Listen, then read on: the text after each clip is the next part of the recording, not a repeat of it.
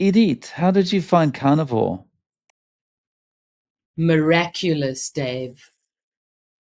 Miraculous. I will literally start crying but that's what we're here to do. I found carnivory. I went 28 years undetected with autoimmune diseases. Had my first flare up at the age of 23. Doctors told me in my 20s, they ignored me. In my 30s, they ignored me. In my 40s, I gave up asking. And by my 50s, my life was over. I was a shred. I was a wreck. I was a shadow of myself. And my soul sister she was living in Texas at the time, and I was in Gardens, and I I got the diagnosis in 2019, right in the middle of 2019, by a whole little string of miracles. I finally got a diagnosis.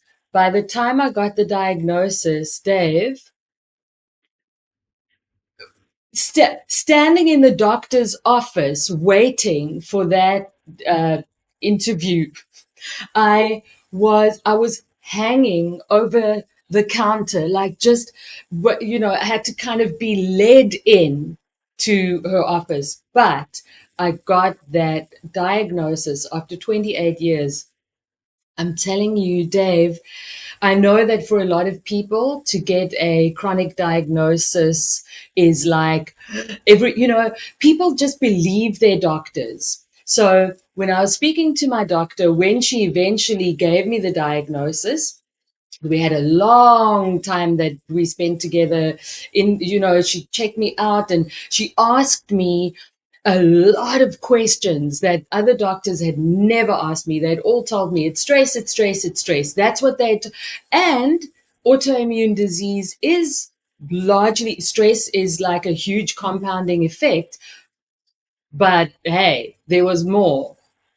And I had the consultation with the doctor, and even walking out of there, I already felt like something had shifted because of the questions she was asking me. And she was sitting on her phone and talking to me, and then sitting on her phone and talking to me and looking stuff up. And she was genuinely curious. That's what I found with a lot of the doctors. They're not even curious. The script, next, off you go. I Um, guess I guess it must have also felt like finally someone's told me something to acknowledge that I'm not crazy.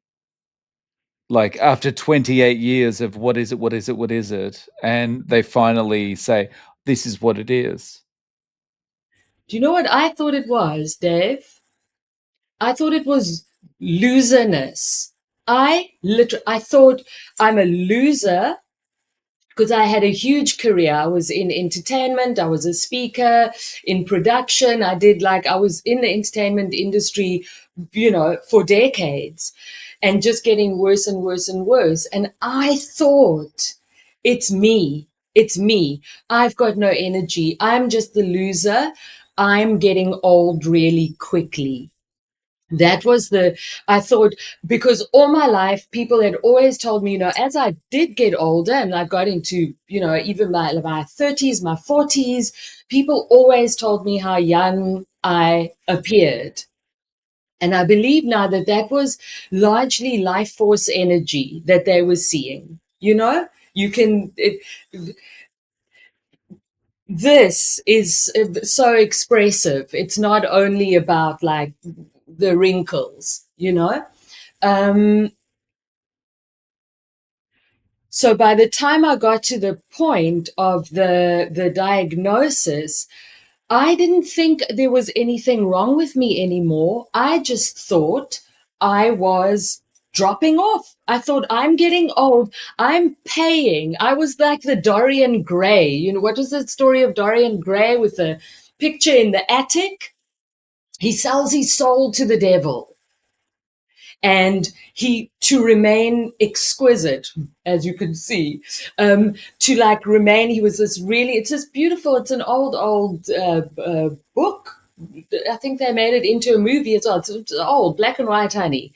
Um, he sells his soul to the devil. So he always looks beautiful on the outside, but in the attic there's a his portrait he's painting, and in the attic his painting is getting older and older and blah, blah, blah. Okay, so it kind of felt like I was like that in real life, except I'd gotten nothing from the devil except hardship, and there I was. So now I at least had a diagnosis.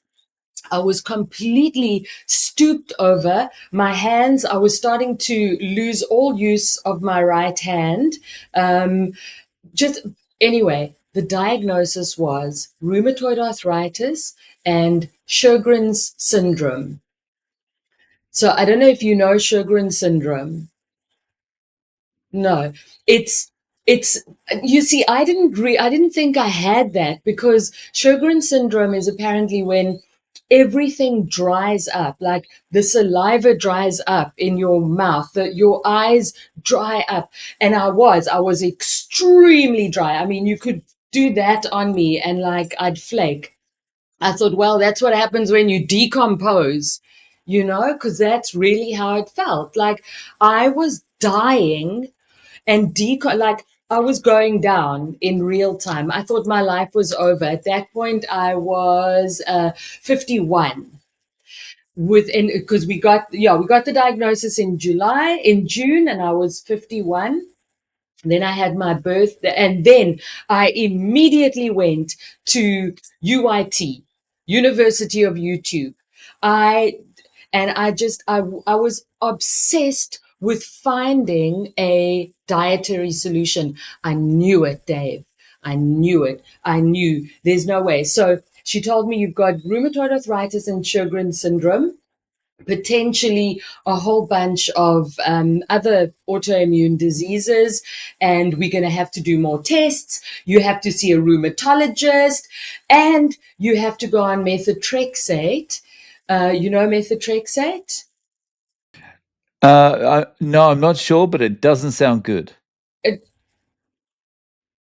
as we say in South Africa, Vijay, you know, it doesn't sound good. Turns out methotrexate it's got like 1% or something of chemotherapy. So it's the only thing that they give in South Africa. I don't know about in the rest of the world, but it's the only medication besides steroids. Steroids were the only thing that could get me kind of looking alive, like pretending to be alive. So she said you can have that, you can have one course of steroids, and then you can have methotrexate for the rest of your life. I remember being on the phone to her and saying, okay, cool, how long, when am I going to be over this kind of thing? And she said, oh, no, that's why it's called a chronic disease. So it's not terminal, it's chronic, meaning you now have this for the rest of your life.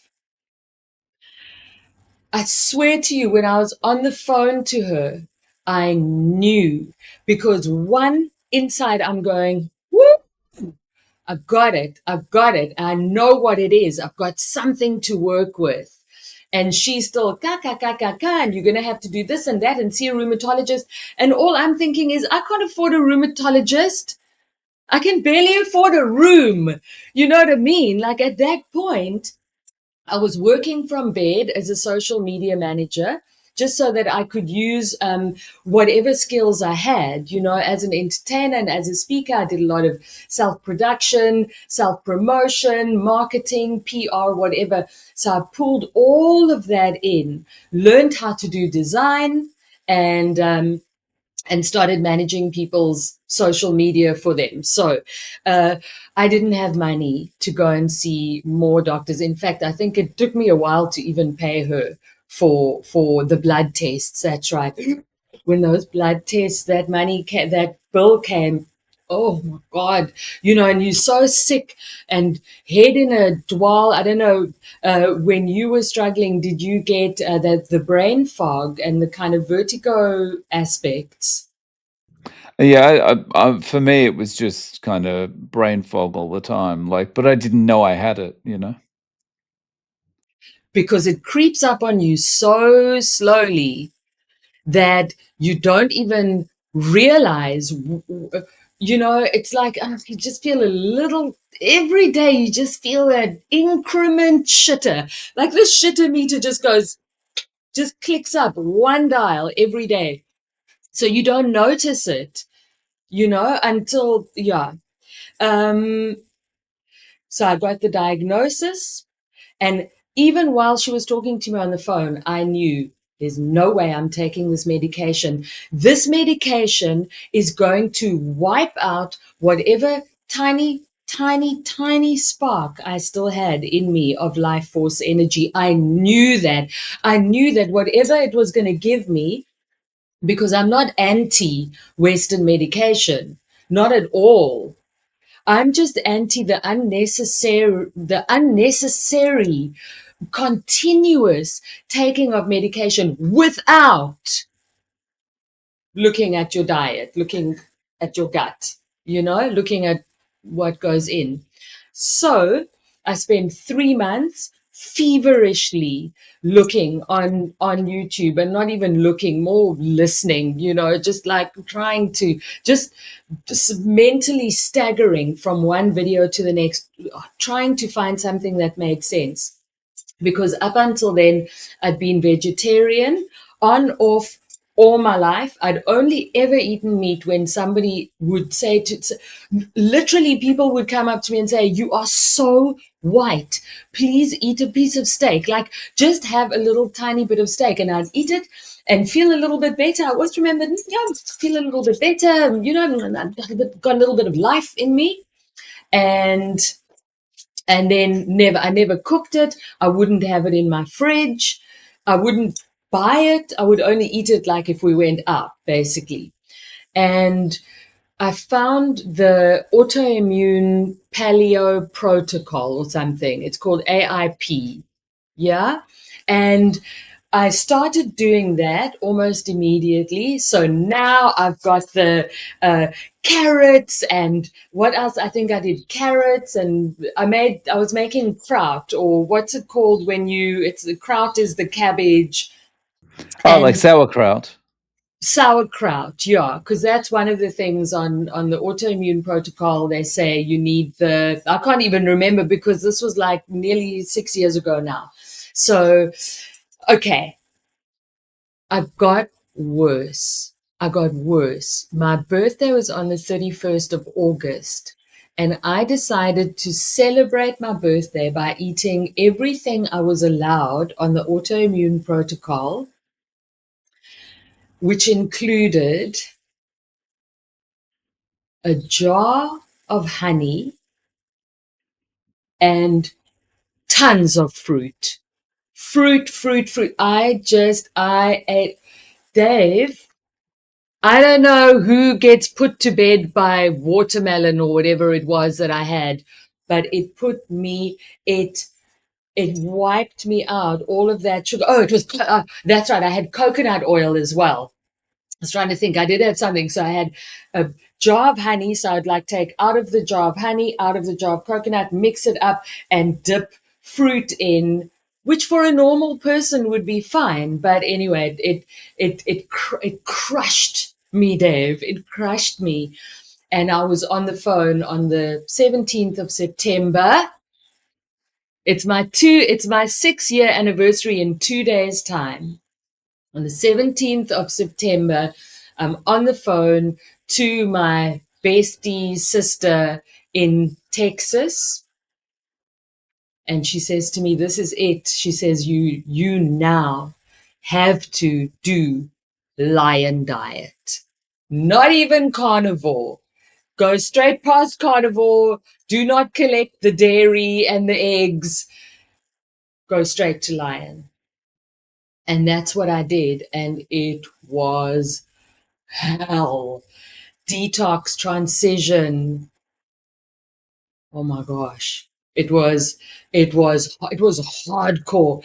I had oxalates coming out of my eyes, out of here, out of the rim. I had keto rash all down the side. Yeah, it was kind of here on the side of my face. But at the same time, I had immediate improvements. Dave, in fact, I think it really started on day 3. On day 3, I had some liver. I had a big piece of beef liver that I just fried in the pan. I think I probably fried it in butter. I'm sure she would have told me to get butter because I didn't have ghee or any of that. So I didn't even know about any of that stuff yet, you know? And that was it. I had this piece of beef liver. I remember eating it. Oh God, Dave, I was so thin that if I was in bed and I tried to cross my ankles over, I would have to wrap blanket or thick 2 pairs of thick socks around so my ankles didn't like cut into each other. Okay, it was bad. I think I Because fainted. there's like no padding, so it's just like putting two bones together kind of thing. Oh, and you can feel it. You're so sensitive because you're living in this little vacuum, like underwater. You know, you just like you can just hear yourself in it. I could feel my pulse, like can feel my heart, like can you can feel living in a dying body, man. Oh, anyway, about 40 minutes after having that piece of liver, let's say like within an hour, it was quick. I went, I felt, I went like this. It was like becoming Superman or something, you know? I went like, I could, I could feel it. Like my head kind of cleared. I had, in the weight loss carnivore, they call it a whoosh, where all of a sudden you wake up and woof, you've lost like a whole whoosh of weight. I apply the same thing to healing. I had my whoosh of life force energy after that. And almost every day, something improved. Almost every day, something would give me enough impetus to carry on through that hardcore keto flu, uh, transition. Yeah, yeah. So Beaming up just to the mothership. so Yeah. despite having keto flu, um, you had been so kind of exhausted beforehand that just having the meat each day was improving, I guess, your energy so you could push through the keto flu. You know, I used to lie in my bed and cry and think, am I part of some diet delusion? Am I part, me and these other people in the world? Because at that time, even 6 years ago, yeah, there were tens of thousands of people that I knew about through the Facebook groups, but not millions, not hundreds of thousands that I knew about, that I could see people commenting on the groups and how many on the Facebook groups. And I used to lie there and think, we have all got an eating disorder. This is an eating disorder. Oh, and then I'd get onto one of the groups and help me, and somebody would give me a comment and say, I had rheumatoid arthritis, or I had this, or I had that, and come on, girl, keep going. Or Lucretia, my friend in America, she had been a carnivore for 2 years longer. She celebrated her carniversary on yesterday. Yeah. So she's 8 years. And so she had 2 years on me. And she had done like she had a lot of migraines and stuff, and I think that still was taking her. It took her a while, but she had so many other little, not little, big improvements as well. There was a lot of stuff. In fact, you should interview her. She's extremely intellectual in her approach and academic. She understands all the data and whatever. I always say I'm not a man of science. I don't understand the data and I don't care. I'm an experiment of one. I, there are many people, and if anybody comes to me, because of course people come and ask you, and I'm on WhatsApp and on the phone, and if anybody is even remotely interested in carnivory, then my meat evangelist kind of comes out and I'm there. I will do anything to help somebody in the way that Lucretia helped me, you know? Right.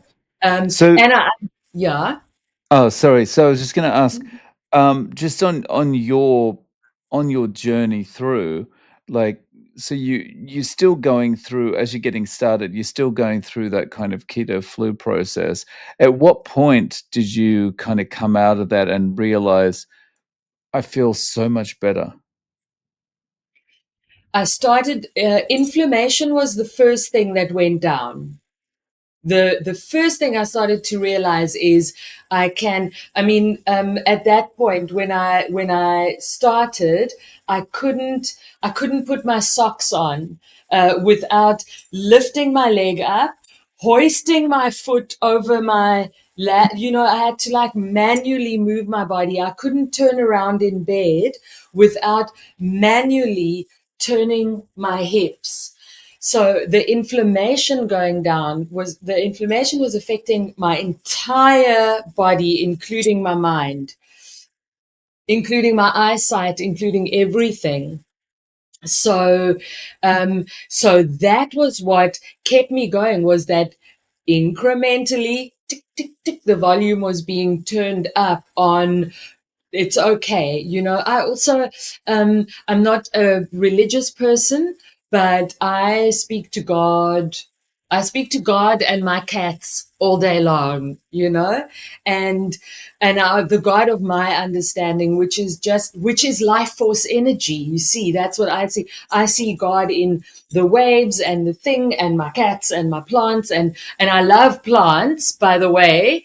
It's just because I don't eat plants doesn't mean I don't love. My house is full of plants. It's just like everywhere you look in my place, there's plants. Okay, I had to, of course, do a visual there. Oh, um, and you can see my beautiful carnivore body, man. Look at this body, Dave. Look at this body. Look at this body. Look at what I can do. Look at what I can So do. So you yes. couldn't move like that at all before. No, no, Dave. I remember sitting at this desk and dropping a pencil on the floor and thinking, whoo, spoonies. You know what a spoonie is?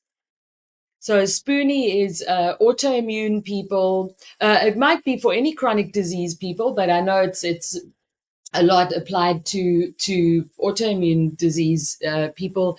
When our energy goes, that you measure your energy in spoonfuls, honey. I was like a teaspoony, you know. But I'm going off track from what you asked. So that improvement and the fact that eight on day eight, my heel of my right foot, okay, was numb, had been numb. I don't know for how long, because everything else was, so dilapidated that it was the last thing I was worried about. But the entire meat of the heel at the back had been numb for a long time. Numb, like if I had to bang it on the floor, which I couldn't, I wouldn't have felt anything. Almost Novocaine, it was like that. It was just a specific, that ball of my heel. And I woke up on day eight. What? Completely, all the life completely back. Not halfway, not a little bit, not a tingle, completely back. And that happened with a couple of other things. I had, never remember how you pronounce this, Ugh, well, keep telling yourself that, then you won't, Noble. Um, Keratosis pilaris? Keratosis pilaris? Are you talking about It's the bumps on the chicken skin? skin. Yeah, Yeah. yeah, yeah. So I had chicken skin my whole life from a teenager. I had chicken skin just there on just on the inside of my knee. My whole life I would sit and kind of fiddle with this. I think I don't know how long it was. It was a good few weeks. It was probably about 3 or 4 months. Yeah, What? I reached down to fiddle and I'm where's it's my gone. chicken skin? My Wow. chicken skin's gone. Yeah. If I get goosebumps thinking back, like Right. I'm almost amazed, like when I hear myself telling my story, because I didn't speak about this in public up until this year. I was asked last year. I was. Do you remember Fair Lady magazine?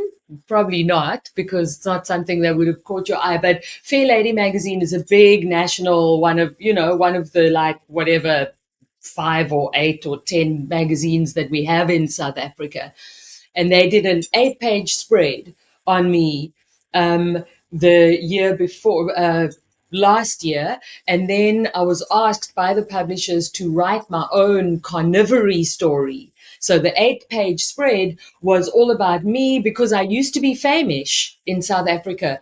People knew who I was, you know. I was a big entertainer, stand-up comic, speaker. I was all over the show. Um, So when they wrote the magazine article, it was more about where has she been, and now she's in Darling and la la la la la. But then they asked me to only write my carnivore story. So I did that. That was published in January, I think, in a different magazine called Lose It Magazine, which is like a keto carnivore magazine. But as far as I'm concerned, they're not even touching the surface. They're doing very keto. It's very keto, still lots of yummies and whatever, which is fine if you can handle it, but doesn't work for me, you know? So when I wrote that story, I thought, okay, I'm writing it. I'm out. I'm out of the closet now. I have to handle anything anybody throws at me, because up until then, I just felt like because I'm not academically minded, I couldn't, uh, I couldn't not justify. I don't know. If somebody came to me and said, "What about cholesterol? What about fiber? What about you're going to have a heart attack? What about?" I couldn't respond with anything other than, okay, here I am. Like, and that's the attitude I have now is maybe I am going to have a heart attack. Somebody told me that a couple of weeks ago, you're going to have a heart attack. I'm like, okay, at least I've had a few years in a good body again, in a body that has the life force energy. Not well. If I'd had a heart attack back in the day, you know what? I wouldn't even have noticed I'd had a heart attack. I was in such a bad way anyway. So, yeah. And so once I'd written that article, I thought now, and I also felt like that was like, 5 and a bit years, I was like, I'm strong enough now that I can stand in my power and say to anybody, I don't understand the science, but why don't you go and have a look at that. Here, let me send you some links. Or if you want, speak to my girl Lucretia. She'll give you that response, that like data driven response, all I have is this. And you can see, I know I'm a lot. I know I am. But there you go. This So, is who I am now because I've got this back. Mm. right. So like I don't know if I'm going to pronounce this properly. The the Sjogren's, that's completely cleared up. Um, Dave, I have a list of 40 symptoms cleared up. When I first started the list, I thought I had 24. I was like, ooh, I've got like, over 20 symptoms. Over the years, I've not only remembered, But I've noticed, hold on a minute, I used to have palpitations. What? Hold on a minute, I used to have styes in my eye. I haven't had one of those for ever.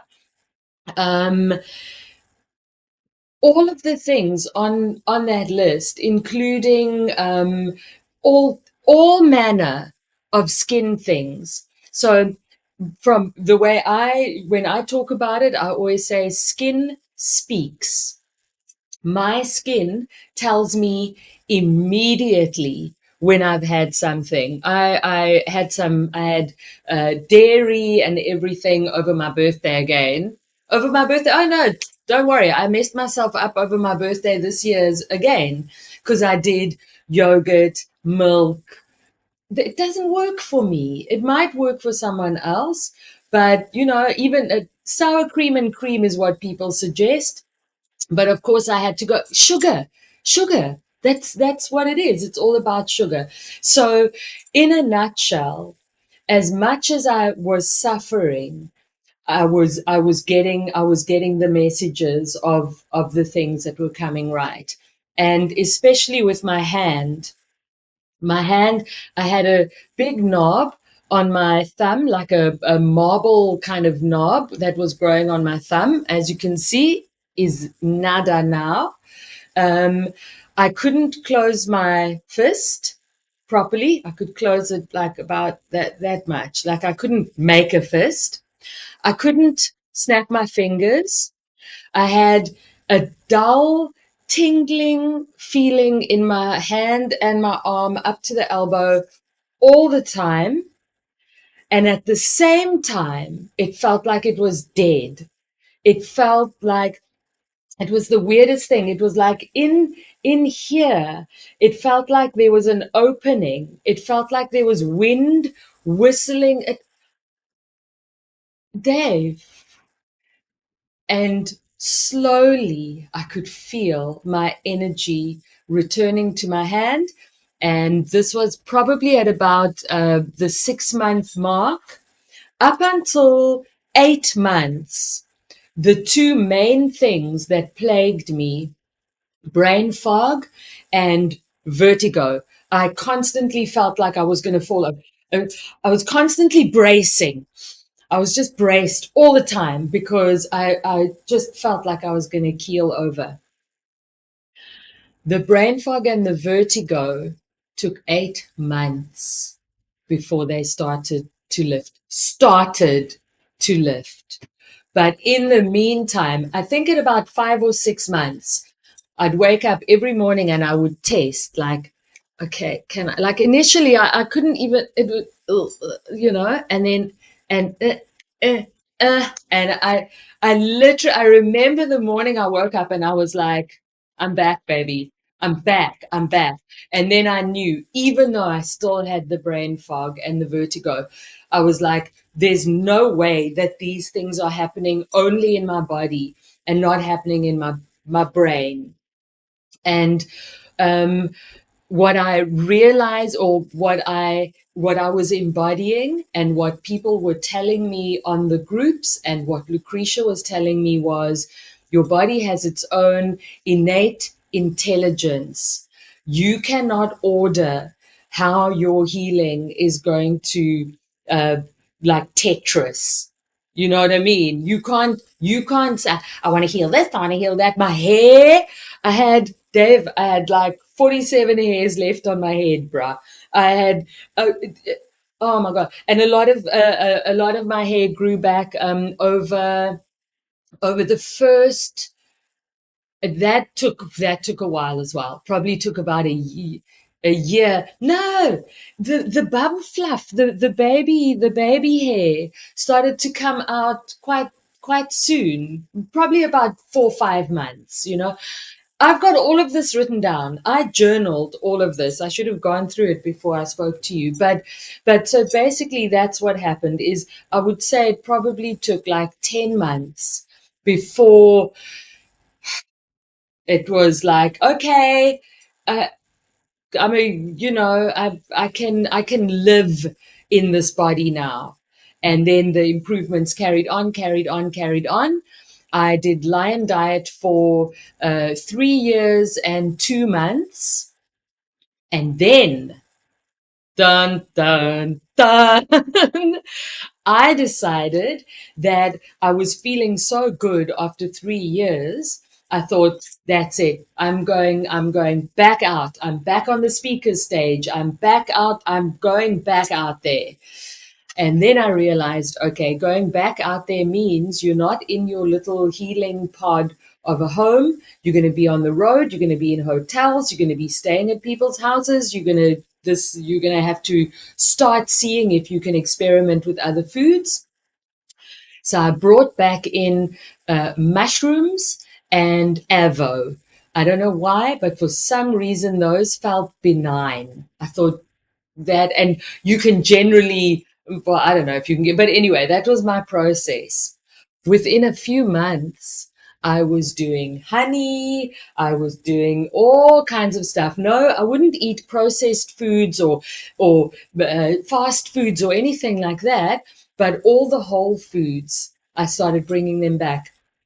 And I lasted about a year without feeling too bad. My skin wasn't great or whatever. So I was I was keto, basically, quite strict keto at that point. And I call it my FAFO diet because I FARD and I FOD. I FOD, baby. Boy, did I FOD.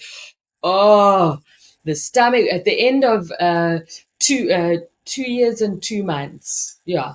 That no, sorry. A year and 2 months. Because I remember at the 1 year mark going, okay, and then it took me two months to put the brakes on and get back in. And since then, I've vacillated between lion diet and carnivore diet. That's it. With odd now and again, only if I'm feeling sad or anxious, nuts. And I can get away with them. And I always think I can use the calories as well, because one thing about carnivory, you ain't gonna put weight on. I use marrow to keep my weight up. I eat a lot of bone marrow.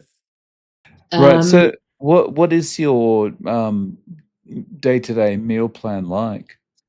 Bone broth in the morning. First thing in the morning, bone broth. I've currently got 3 different bone broths. I've got an oxtail, just oxtail. I experimented with that because the oxtail was on special at my butcher. And I've got an oxtail broth, and I've got a more of a meaty broth, and then I've got a very bony gelatinous broth. These are just the ones that I have, now because I love playing with food. There's not a lot to play with. Start off with bone broth. And I wake up very early. The carnivores do. I generally wake up at about 4. If I've gone to sleep too early, I'll wake up at like 3 o'clock, like this. Toing! My eyes are open, and then I just work. And then I sit at 11 o'clock. I've got like, oh my god, I don't.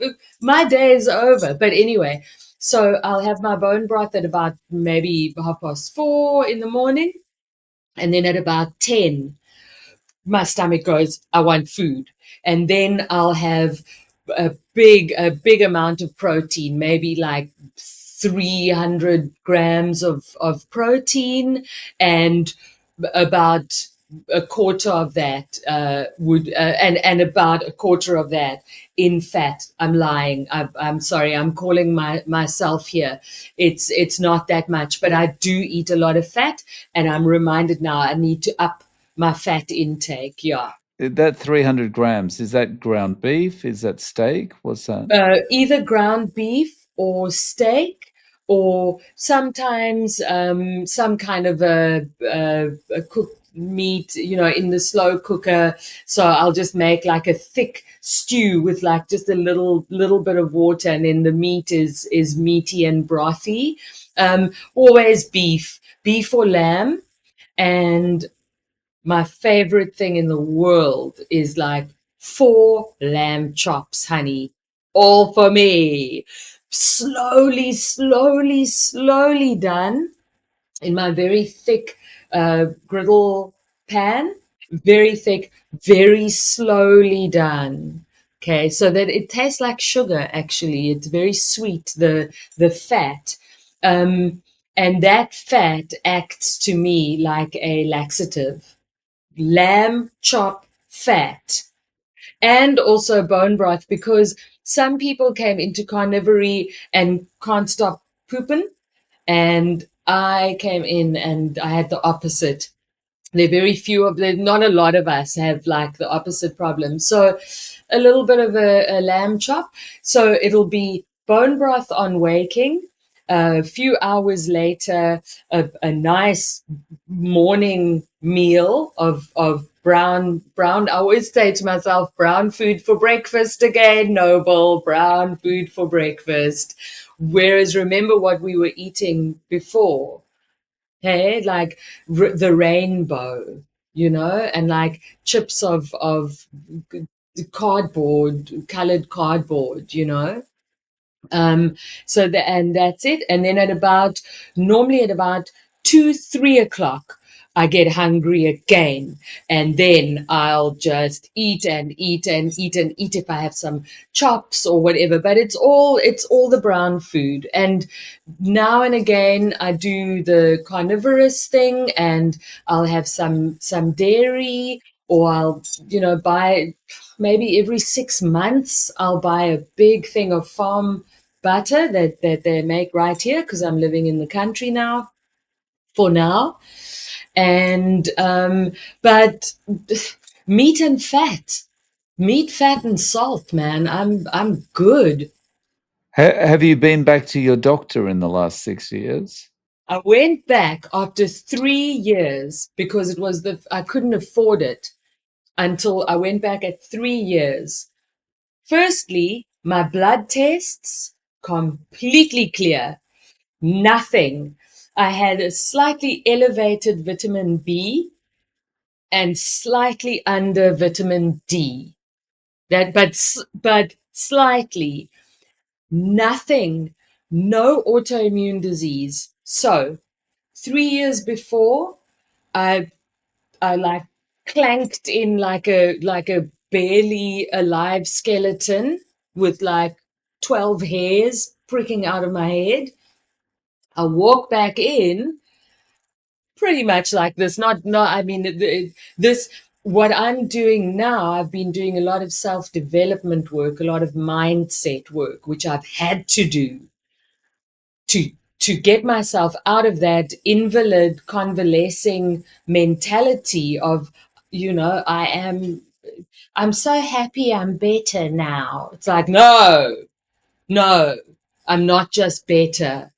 I'm a miracle that anybody else could also be. This is a miracle. Meat is my miracle. So, I went in, I had a list, and yes, I think at that point it was like 25 symptoms or whatever, 3 years in. And I read her my list. I had the blood test and she had to send it off.